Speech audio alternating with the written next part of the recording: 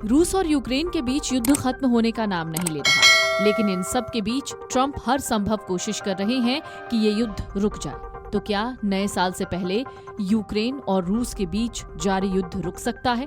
दरअसल ट्रंप ने एक बहुत बड़ा ऐलान किया है और इन सब के बीच में खबर आई है कि जेलेंस्की से ट्रंप की एक और मुलाकात होनी है। यूक्रेन युद्ध की समाप्ति की कोशिशों के तहत फ्लोरिडा के रिजॉर्ट में अमेरिकी राष्ट्रपति डोनाल्ड ट्रंप और यूक्रेन के राष्ट्रपति व्लादिमीर जेलेंस्की की बैठक होगी। यहाँ होने वाली बातचीत करीब 4 साल से जारी रूस यूक्रेन युद्ध के खत्म करने के सिलसिले में महत्वपूर्ण होगी।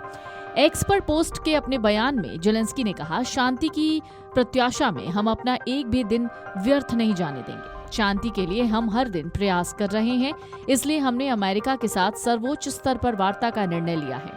उस बैठक में कई महत्वपूर्ण निर्णय लिए जा सकते हैं।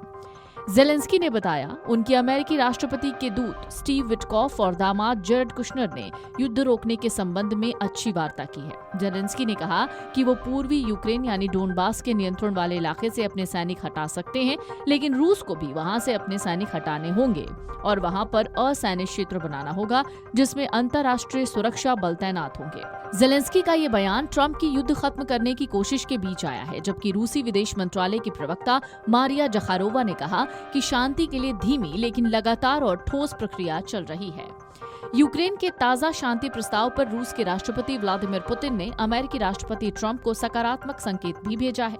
पुतिन की ओर से उनके विदेशी मामलों के सलाहकार यूरी उशाकोव ने टेलीफोन पर अमेरिकी अधिकारियों से बातचीत की, लेकिन रूस ने पूर्वी यूक्रेन के जीते हुए इलाकों से अपने सैनिक हटाने पर सहमत होने का संकेत नहीं दिया।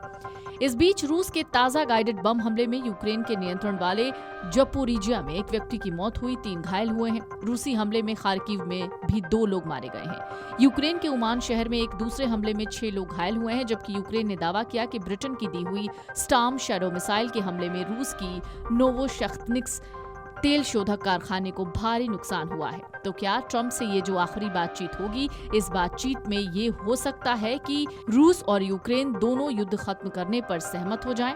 दरअसल बार बार ये पीस डील टल रही है। 28 दिसंबर को इस डील को लेकर एक बड़ी खबर भी आ सकती है।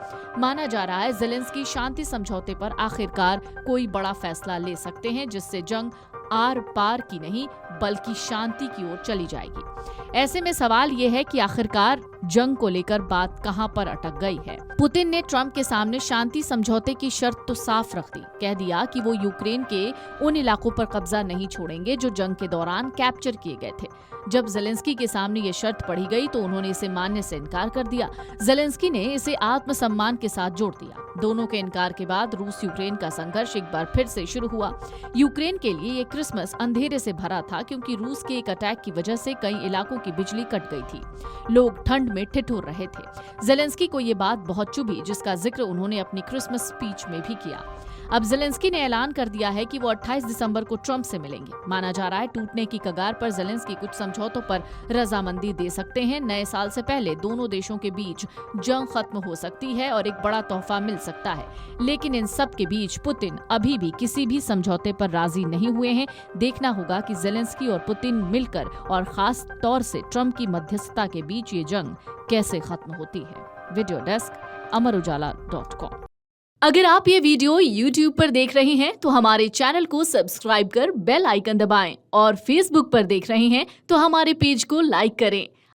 अगर आप ये वीडियो YouTube पर देख रहे हैं तो हमारे चैनल को सब्सक्राइब कर बेल आइकन दबाएं और Facebook पर देख रहे हैं तो हमारे पेज को लाइक करें।